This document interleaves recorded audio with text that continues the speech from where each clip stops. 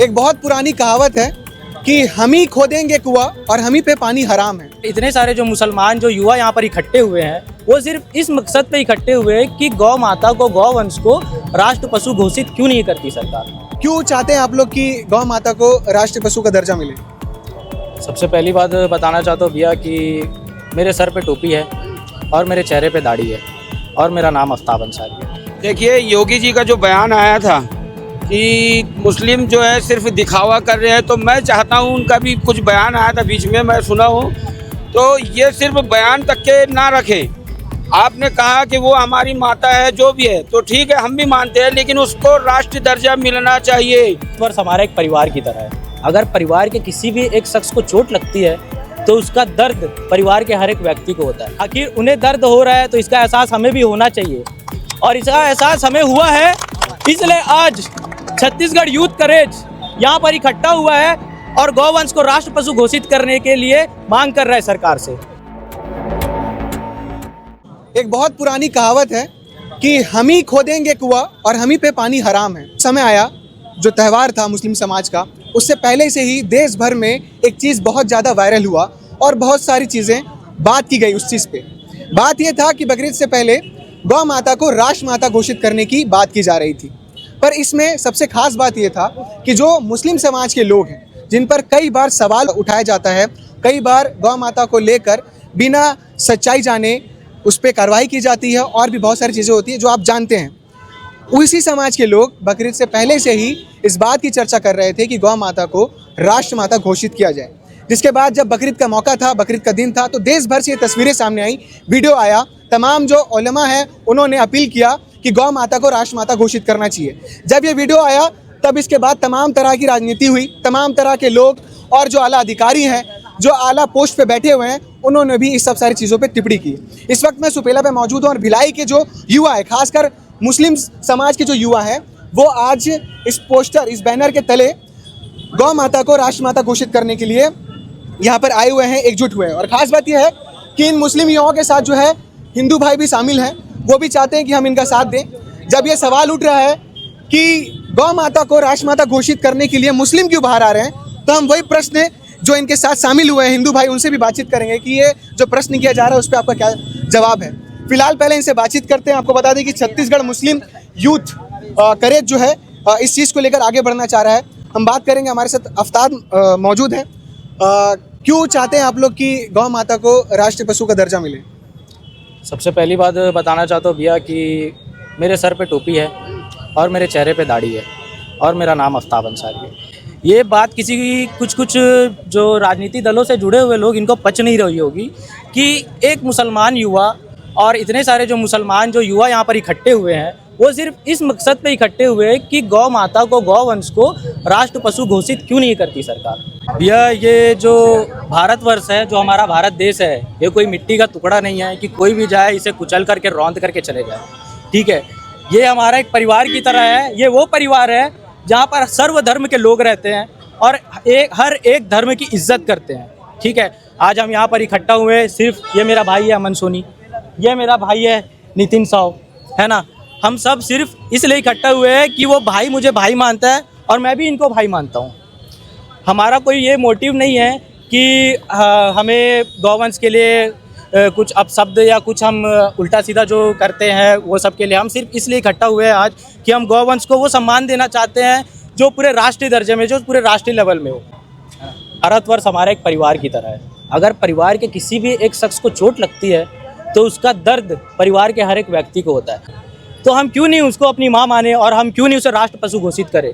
आखिर उन्हें दर्द हो रहा है तो इसका एहसास हमें भी होना चाहिए और इसका एहसास हमें हुआ है, इसलिए आज छत्तीसगढ़ यूथ करेज यहाँ पर इकट्ठा हुआ है और गौवंश को राष्ट्र पशु घोषित करने के लिए मांग कर रहा है सरकार से।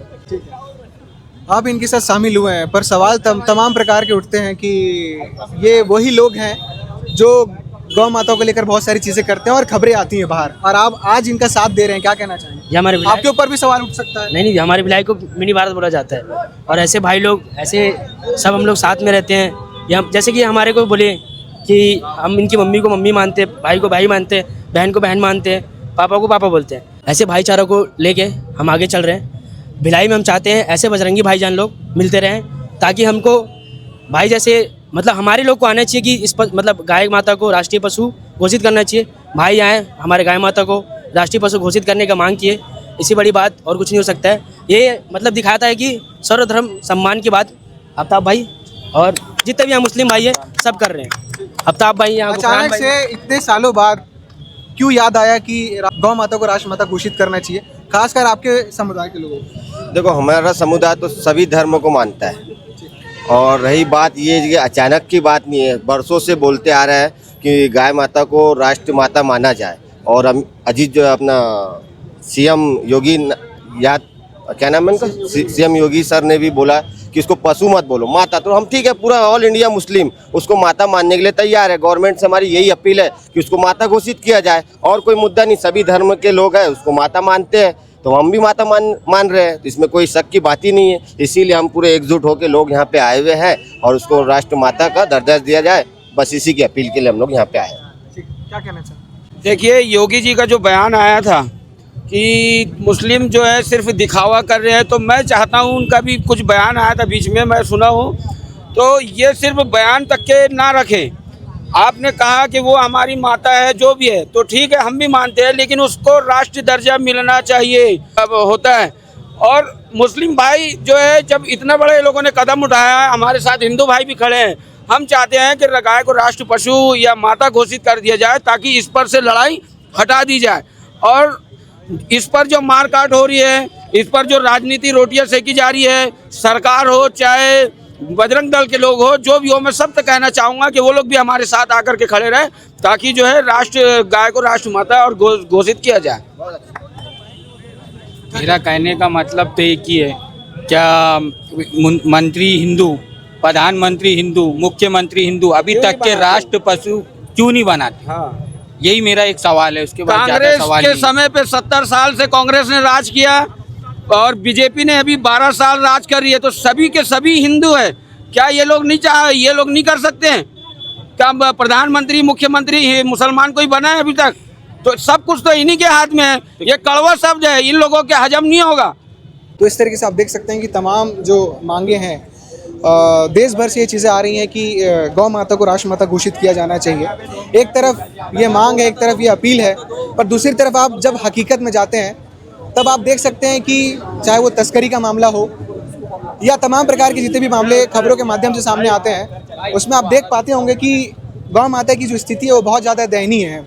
चाहे आप गौशाला देख लें या गौठान देख लें, तमाम ऐसे वीडियो सामने आते हैं जिसमें गौवंश की जो स्थिति है वो बहुत ज़्यादा दयनीय है। सड़क पे वो घूमती हैं, बैठती हैं, तो ट्रक रौंद के चला जाता है, या फिर अगर किसी गौठान में रखी हुई है माता, तो बिना उन्हें खाना पीना दिए उनकी स्थिति दयनीय कर दी जाती।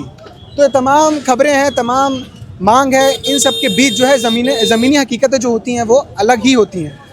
पर अब देखते हैं कि जब ये समाज बाहर आया है इस मांग को लेकर, तो इस मांग को किस नज़रिए से देखा जाता है, इस मांग को कितना समझा जाता है और इस मांग को कब तक पूरा किया जाता है, ये तमाम जो है सवाल अब जवाब पर इंतज़ार रहेगा। जो भी जवाब आएगा हम आप तक पहुंचाएंगे। केपी न्यूज़ के साथ बने रहिएगा और केपी न्यूज़ को सब्सक्राइब जरूर करिएगा। शुक्रिया।